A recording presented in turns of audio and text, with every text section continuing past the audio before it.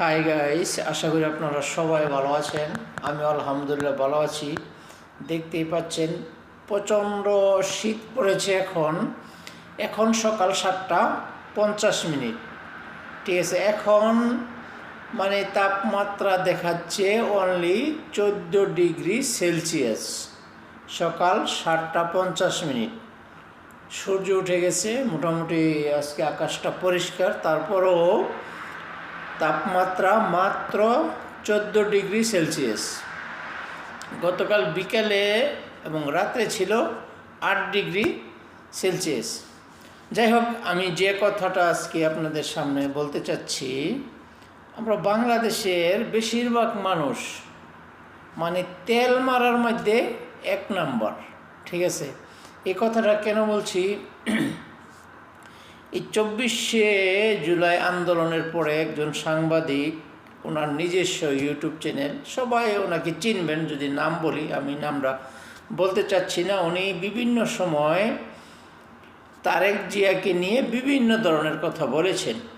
তারেক জিয়া কেন আসছে না, তারেক জিয়া আসার দরকার, বয়ে আসছে না, অনেক ধরনের কথাই উনি বলেছেন। যাক, এটা ওনার ব্যক্তিগত ব্যাপার, বলতেই পারেন।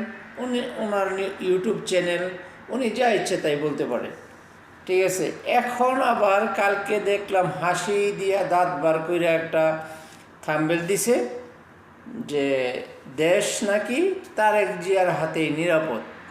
এখন আবার তেল মারতেছে। কিসের জন্য? নমিনেশন নেবা বিএনপি থেকে? কোনো দিন পাবা না। তোমার পূর্বের বক্তব্য যদি ফ্ল্যাশব্যাকে গিয়ে দেখে বিএনপির কোনো উচ্চ পর্যায়ে নেতারা, তুমি কেন? তোমার 14 গোষ্ঠী থেকে বিএনপি থেকে নমিনেশন পাবে না। ঠিক আছে, যে আমি বলে দিচ্ছি, আমি কোনো রাজনীতিবিদ না, কোনো রাজনৈতিক ফ্যামিলির ছেলে না। আমি একজন সাধারণ মানুষ, প্রবাসী থেকে জীবন কোনো রকম আল্লাহ পাক ভালোই চালাইতেছে। আলহামদুলিল্লাহ, আল্লাহর কাছে লাখ লাখ শুকরিয়া যে আমি একজন প্রবাসী থেকে হালাল টাকা উপার্জন করছি, সেই টাকা দিয়ে আমার ফ্যামিলি চলছে। আলহামদুলিল্লাহ, আল্লাহর কাছে লাখ লাখ শুকরিয়া। তোমাদের মতো তেল মারতে চাই না। ঠিক আছে, যেটা বলবো, যেটা মনে করি সঠিক, সেটা সবার সামনে বলবো। এটাই হচ্ছে আমার নীতি। খোদা হাফেজ।